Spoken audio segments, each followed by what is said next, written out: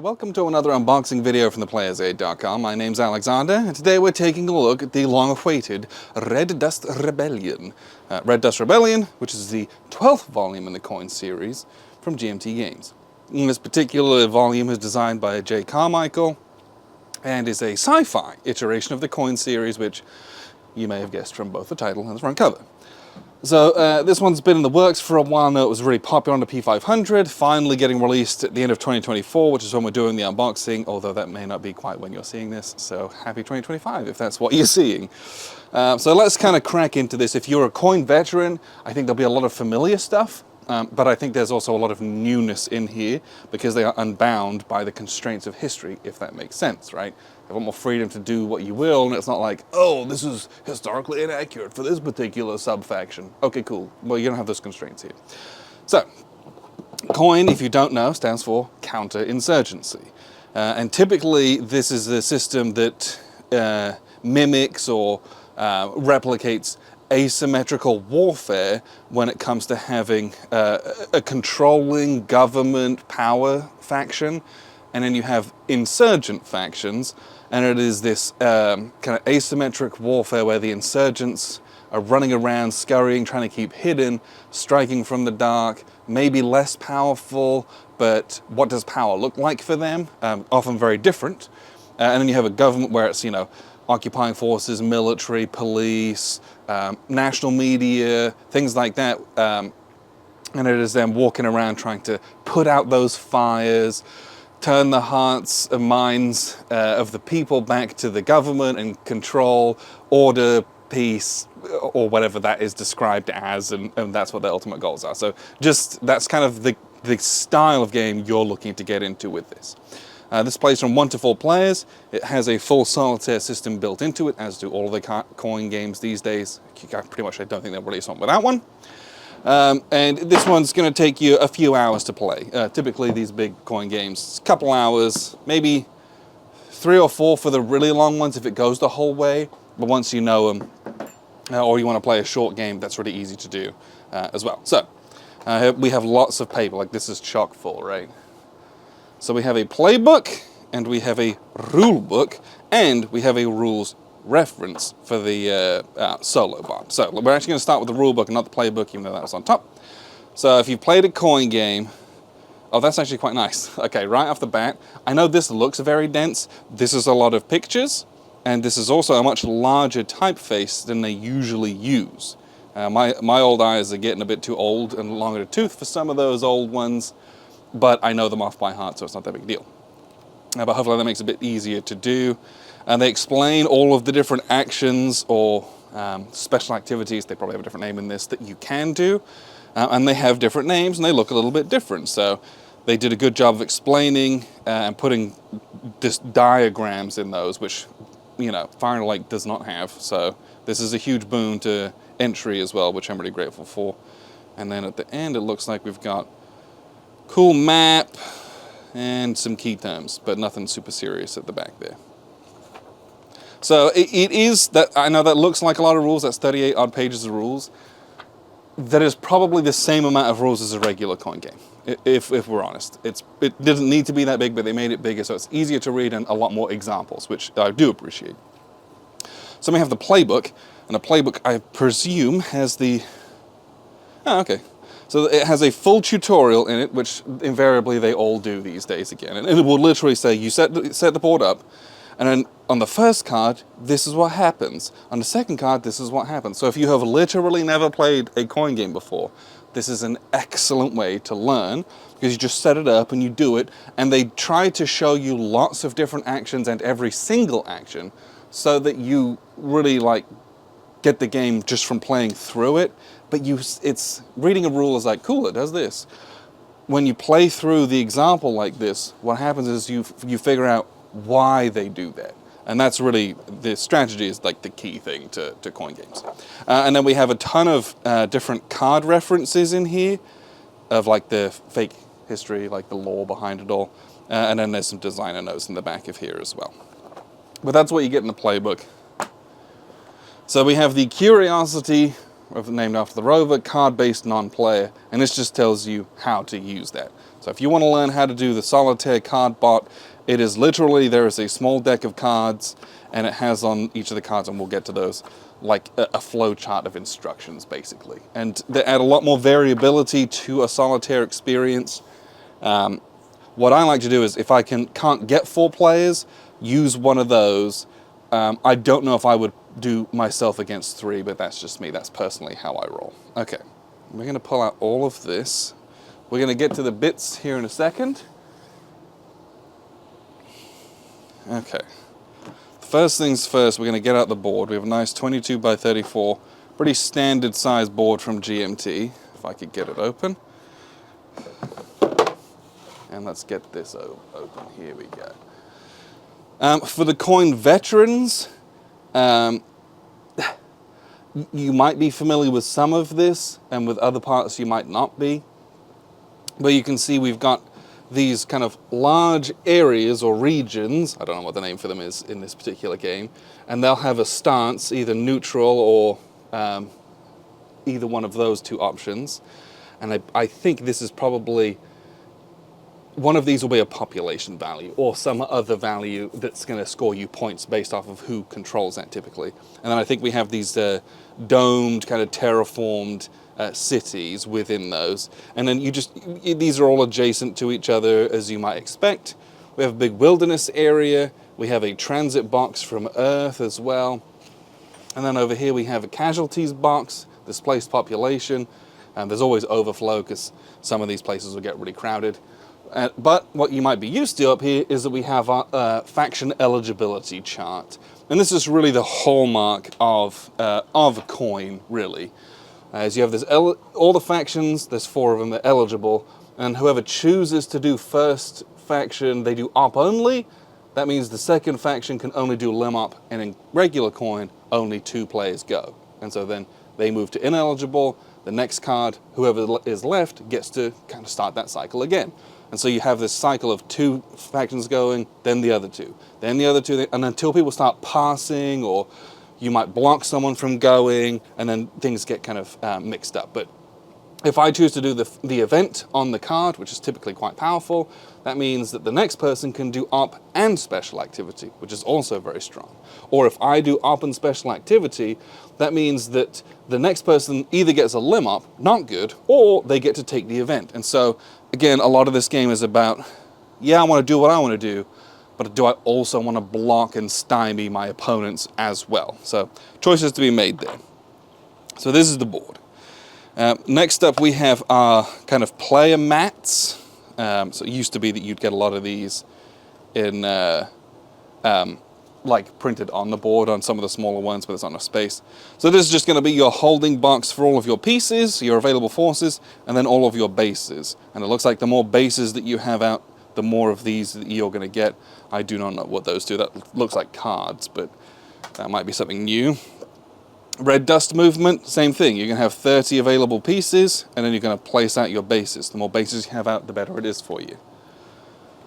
Corporations, looks like they have regular pieces, but then they also have these cubes, which I presume are security-style forces, and again, a base track as well.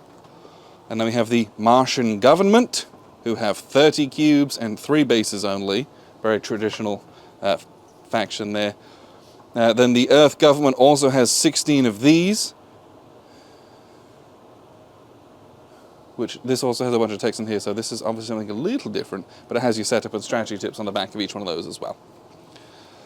Next up, we have, okay, let's make sure we get these out of the way.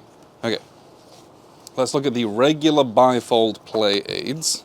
So there's 4 of these, 1 for each player, and they are identical. And that's because they have corporations on one side, they have Martian government on one side, and they have Church of the Reclaimer on one side, and they have Red Dust Movement. So if you're these guys, you're just going to use this one. Next game, you're just going to do these guys, right? So they give you 4 of those, but everyone can be anyone on those. We have the flashpoint rounds here, and the flashpoint rounds are the propaganda rounds, or whatever that term might be in any given coin game. You're basically going to get through a certain number of cards, flashpoint card's going to show up, and you're going to kind of take a break, reset everything, resolve all of these, get more money, and then go again. You're going to do that probably 3, 4, 5 times, depending on the length of the game that you go in, and then the game's going to resolve who with a winner at the end. And this is Curiosity. So this is non-player Dust Storm round instructions. So this is more stuff for the non-player bots. And again, this is also for the non-player bot. Kind of tells you how to use cards that they would do, basically, and very explicit references on those. And then for the non-player bots, basically, if they're going to do this, there's a little matrix about what that faction's going to do, and then it has over here a specific list of priorities of where they would do things. So you're going to have a little deck of cards, and in this reference, that's what you're going to use for the non-player bots. And then we have 2 gray core counter sheets, pre-rounded. I love that they've gone pre-rounded. Even for the small ones. It used to be that you'd still have to punch out the support and stuff. They've even rounded those. So, very traditional coin, although they got a slightly different look. So we have passive support and passive oppose. And on the back of those, active support and active oppose. And that will be a multiplier, probably from these tracks in this neutral box, for points.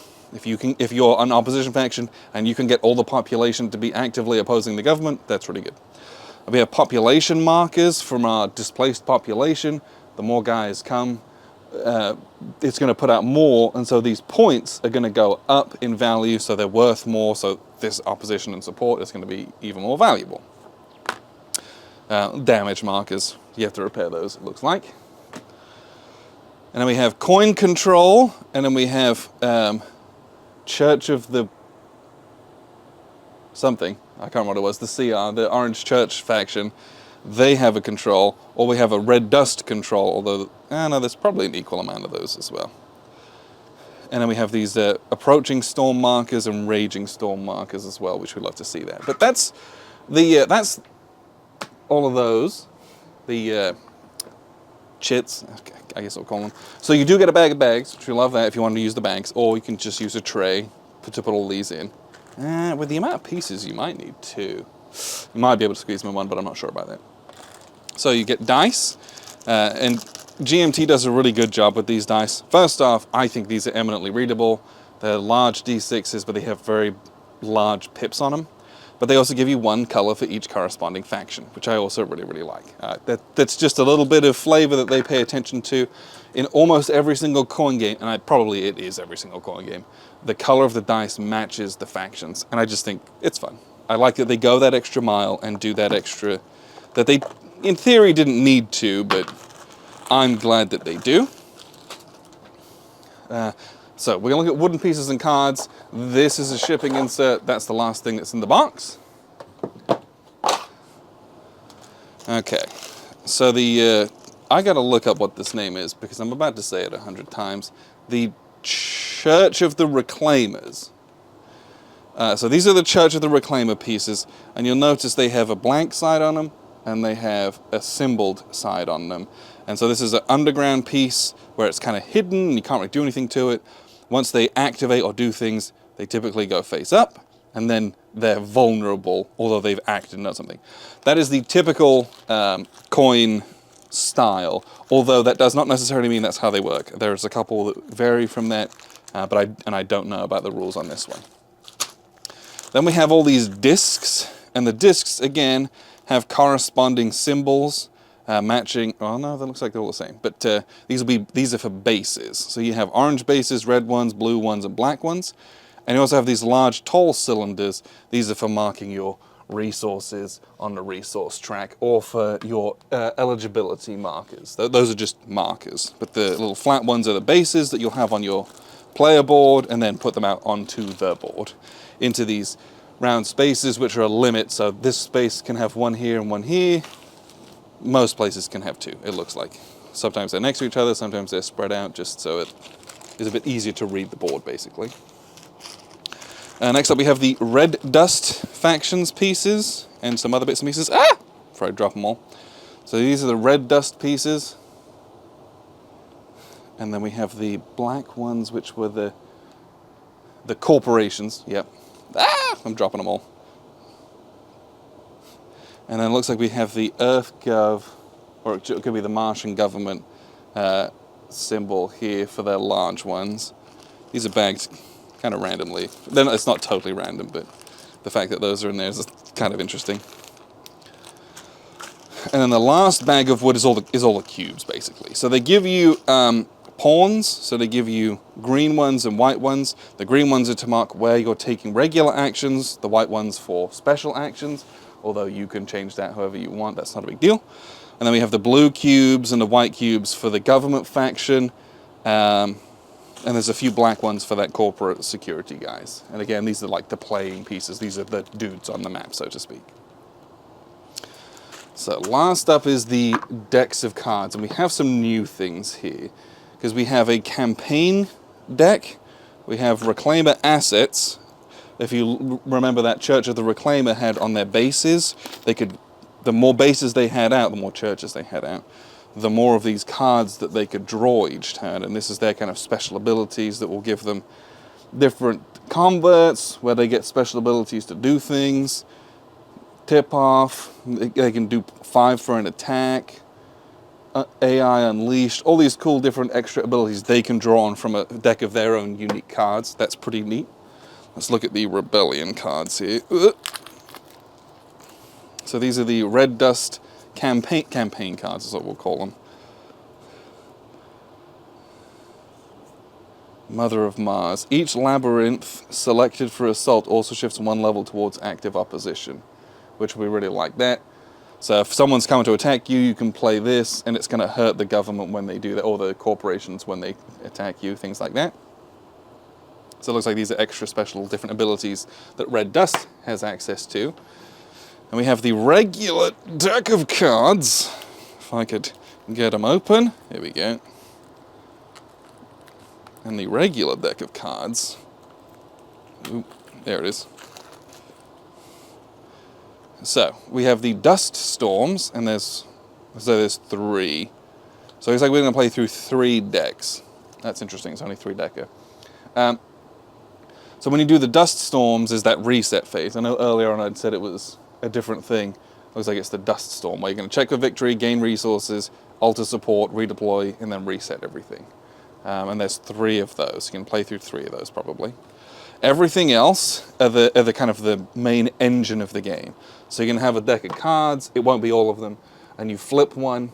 And so on here it tells you, I think it might alter the flashpoint track, but then it tells you government is first eligible, then it's Red Dust, and if both of these guys pass, then corporations could go, and if for some reason they all pass, then the Church of Reclamation, I think is what it was called, can go. If you choose to do the event, you pick either one of these side, whichever one's good for you, and that might change during the game. Or you might forego this and you say, well, I'm government, I simply don't care about these, but I do not want Red Dust to get it, and he's next. So that's when you would pick, I'm going to do op only, so then Red Dust either has to pass and miss this card, or go on limb op and they couldn't take the card anyway. So this is where we get into kind of the blocking aspect of it. We have a ton of these with great artwork, nice little sci-fi artwork on them. But again, if you played a coin, it's the 2-sided cards. You pick the one that benefits you. And generally speaking, they'll have loaded it up such that, like, the bottom half is better for the insurgents, the top half's better for the government. Just as kind of a general rule, they do that kind of thing. And then lastly, we have the bot cards. These are the curiosity decks. And so these are nice big tarot-sized cards, which is cool. And there's an orange deck, a red deck, a corp deck, and a blue deck. And so what you're going to do, I don't think these have, well, they might have die rolls on them. They have die symbols on some of them, but like the corps don't, for example. But basically, if fail, oh yeah, there's a pass-fail option on them. That's so interesting, that's something new. But basically, when it becomes to the AI government turn, you know, it's a yes or no flowchart. If no, do this, and then do this. If yes, do this, and then this. And then it tells you to stop, but then what's going to happen is you're going to flip over and then put it under here, typically. And you'll end up, there's so many different options, whereas it used to be, it was a single flowchart, and It was honestly kind of miserable because it was just a lot of work, and it was also kind of boring. So the cards, they started changing those a few years ago. There are a huge benefit to the coin system, and I'm really glad that they made that change. But that is everything for Red Dust Rebellion. I am extremely excited to play this. Indeed, we have plans to do this very soon, so you should see this on a channel at some point. It might be the new year, but I'm very excited to play this. But thank you very much for sticking with me and tuning in. I've been Alexander for theplayersaid.com.